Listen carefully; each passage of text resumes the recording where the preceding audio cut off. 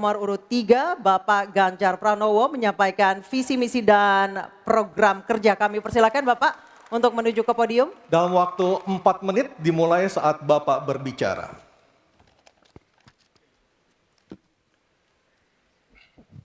Terima kasih. Selamat malam Bapak Ibu sekalian yang hari ini hadir di studio dan tentu saja yang menyaksikan melalui tayangan televisi atau streaming.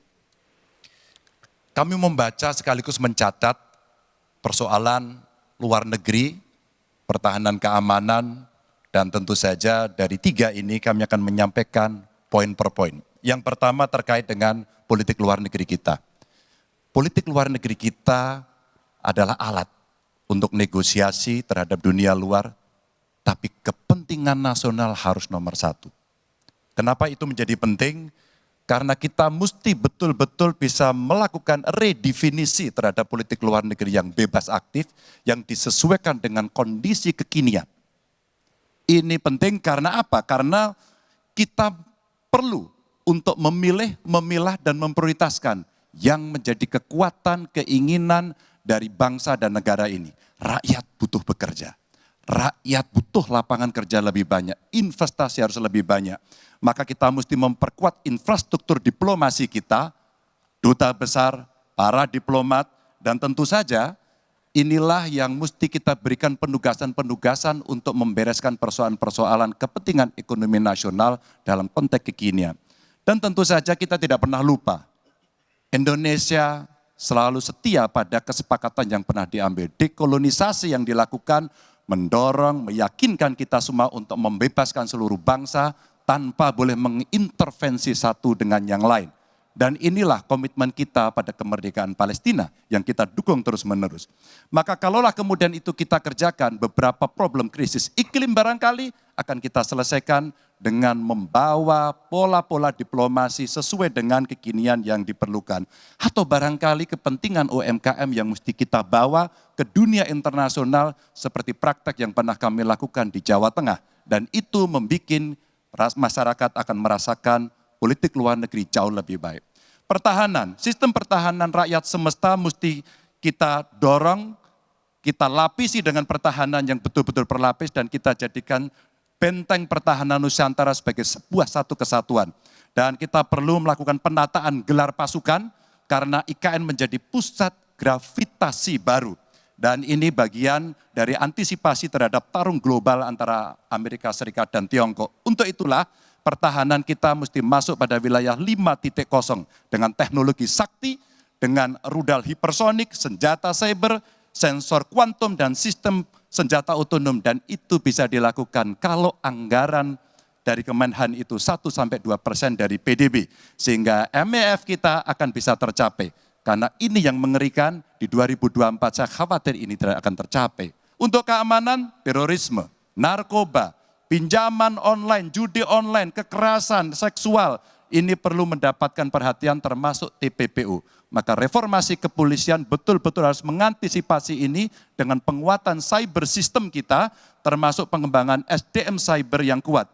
Polisi yang menjadi pengabdi masyarakat betul-betul akan bisa mengayomi. Seperti kemudian pada saat saya bertemu dengan Ibu Mary Hugeng. Bagaimana Ibu Mary menceritakan bahwa polisi kita mengayomi dengan kesungguhan. Polisi kita hidup dengan sangat sederhana dan mereka punya integritas yang tinggi. Sebagai anak polisi, saya paham betul ini sesuatu yang sulit dan pasti akan bisa kita lakukan. Dan tentu saja inilah capaian-capaian yang akan kita lakukan oleh Ganjar Mahfud. Bismillah. Insya Allah kami siap. Baik, terima kasih Bapak Ganjar Pranowo. Kami persilakan kembali ke tempat Pak Ganjar. Kami persilakan kepada Bapak Anies Rashid Baswedan untuk menuju podium menyampaikan visi, misi, dan program kerja dengan waktu 4 menit.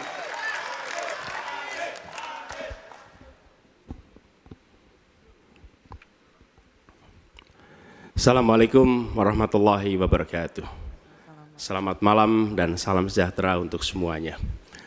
Bapak Ibu sekalian, saudara-saudara sebangsa setanah air yang saya hormati, yang saya cintai. Ketika kepercayaan dari Ibu dan Bapak saudara sekalian diberikan kepada kami maka kami insya Allah akan mengembalikan posisi Indonesia menjadi pelaku utama di dalam konstelasi global. Indonesia tidak hadir sebagai penonton, tapi Indonesia hadir sebagai penentu arah perdamaian, kemakmuran bagi seluruh bangsa di level global maupun di level regional. Kami merencanakan bagaimana kekuatan Indonesia, kekuatan kebudayaan, kekuatan kesenian, kekuatan ekonomi ikut mewarnai kancah dunia. Kita ingin film kita, seniman kita, kuliner kita, diplomati kita, para diaspora kita menjadi fenomena dunia, hadir mewarnai kancah internasional. Kita menginginkan dengan cara seperti itu, maka apa yang kita kerjakan di level dunia membuat Indonesia bisa menjadi tuan rumah di negeri sendiri sekaligus tamu mempesona di negeri orang. Dan Presiden menjadi panglima diplomasi Indonesia, bukan hanya hadir dalam forum-forum, tapi hadir mewarnai, hadir serius memperjuangkan amanat, termasuk amanat terpenting, menghapuskan penjajahan di muka bumi. Bukan sekedar statement dalam upacara, tapi Presiden dan seluruh jajaran diplomasi bekerja keras untuk itu, khususnya untuk Palestina. Tapi dalam kenyataannya, kita bicara tentang pertahanan di sisi lain. Kita menghadapi tantangan yang tidak kecil. Dalam beberapa tahun terakhir ini, lebih dari 160.000 orang meninggal, bukan karena serangan militer, tapi karena serangan virus. HP kita, komputer kita, diserang oleh cyber attack. Lebih dari 800 juta cyber attack. Perdagangan manusia, perdagangan anak. Bagaimana perempuan, anak-anak menjadi korban, lebih dari 3.000 orang. Dan narkoba menyerbu Indonesia. 4,8 juta orang terpapar narkoba. Keluarga-keluarga kita menderita karena narkoba ini. Dan itu pedih sekali. Itu tingkat keluarga. Pencurian ikan, pencurian pasir, itu menandakan bahwa kita kebobolan. Dan lebih jauh lagi, ironisnya, Kementerian Pertahanan menjadi kementerian yang dibobol oleh hacker di 2023. Sebuah ironi, karena itu kita ingin mengembalikan. Dan 700 triliun anggaran Kementerian Pertahanan tidak bisa mempertahankan itu, justru digunakan untuk membeli alat-alat alutsista yang bekas. Di saat tentara kita lebih dari separuh tidak memiliki rumah dinas. Sementara menterinya punya, menurut Pak Jokowi, punya lebih dari 340 hektar tanah di Republik ini. Ini harus diubah. Tambah lagi, food estate singkong yang menguntungkan kroni, merusak lingkungan, dan tidak menghasilkan. Ini harus diubah. Kami akan memulai dengan kepemimpinan yang menjunjung tinggi etika, kepemimpinan yang mengandalkan data, informasi, kapasitas yang serius. Kita ingin Republik ini berperan di level global, dijaga secara serius untuk rumah tangga, untuk nasional, sehingga kewibawaan kita adalah kewibawaan berdasarkan kekuatan. Untuk itu kita butuh perubahan. Terima kasih. Assalamualaikum warahmatullahi wabarakatuh. Baik, terima kasih Bapak Anies Baswedan, dipersilakan kembali ke tempat. Harap tenang. Harap tenang. Harap Kita tenang sudah hadirin, paham? harap tenang dulu. Baik, selanjutnya Harap tenang.